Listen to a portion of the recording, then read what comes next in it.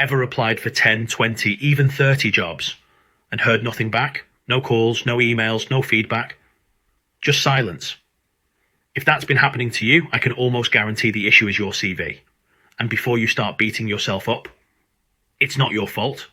There's so much bad CV advice floating around online, it's hard to know what actually works anymore. Some people say use a fancy template, others say add a photo, some even say 2 pages max like it's gospel. So I'm going to clear things up. I've been in recruitment and talent acquisition for nearly 20 years, and I'm going to show you how a recruiter really looks at your CV, what they care about, what they skip, and why you're probably being ignored, without even knowing it. Let's start with this. Recruiters aren't reading your CV. They're skimming it. Most of the time they've got 50, 100, sometimes 200 CVs to get through, and they're under pressure to move fast.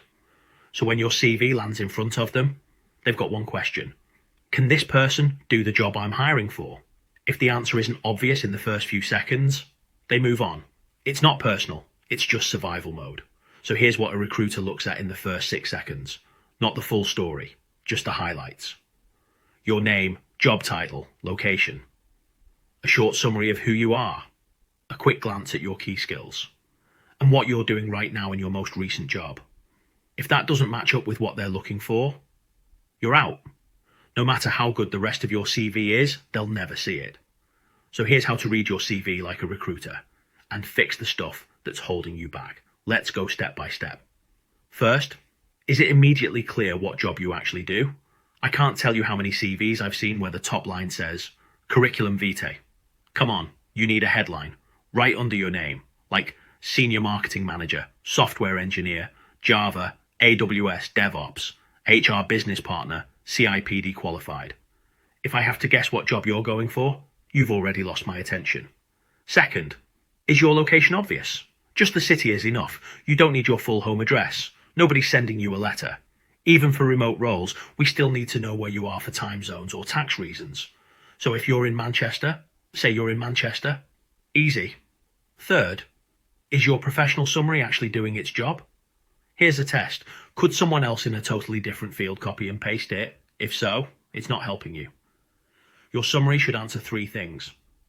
Who are you? What do you specialize in? Why should someone care? 2 or 3 sentences max. This isn't a novel, it's your trailer. Fourth, what about your key skills? Don't bury them halfway down page 2.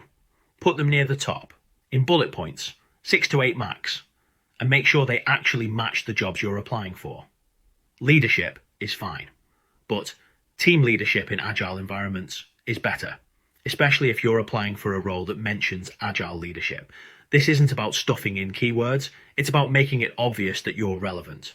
Fifth, your most recent role. This is where recruiters zoom in. Don't just list what you did every day, that's just a job description. Tell us what you achieved. Here's the formula that works.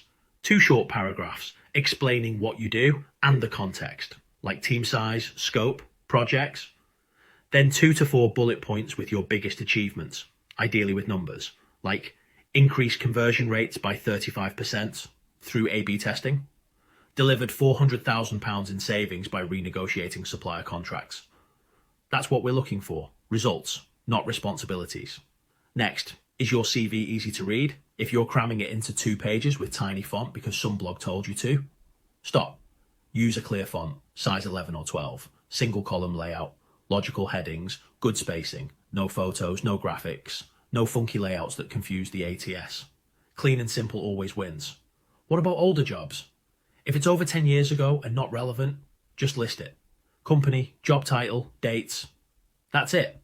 Nobody needs a deep dive on your 2005 retail assistant job if you're going for a finance manager role today. And finally, take out the distractions. You do not need your full address, a photo of yourself, hobbies, unless they're relevant to the role, references available on request. We know, if it doesn't help you get the interview, leave it out. So what do you do if your CV doesn't pass this test? Don't panic. Most CVS don't get it right the first time, but now you've got the tools to fix it. Make the top half of your CV crystal clear.